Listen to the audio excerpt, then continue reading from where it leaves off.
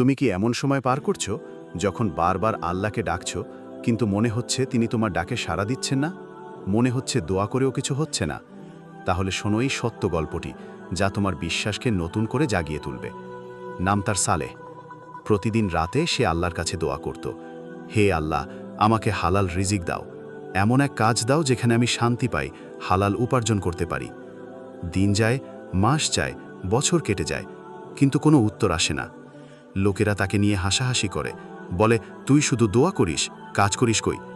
কিন্তু সালেহ জানে আল্লাহ সব শোনেন, তিনি কখনো কাউকে নিরাশ করেন না।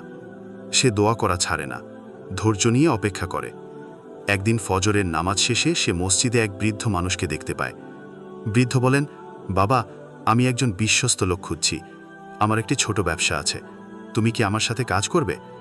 সালেহ বিনা দ্বিধায় রাজি হয়ে যায়। কিছুদিনের মধ্যেই ব্যবসাটিতে বরকত নেমে আসে। সালেহ তার সততা, আমানতদারি আর পরিশ্রম দিয়ে সবার মন জয় করে, আর কয়েক মাসের মধ্যেই সে নিজেই একটি শাখার দায়িত্ব পায়। আজ সবাই সালেহকে সম্মান করে। যারা একসময় উপহাস করত, তারাই আজ বলে সালেহের মধ্যে বরকত আছে।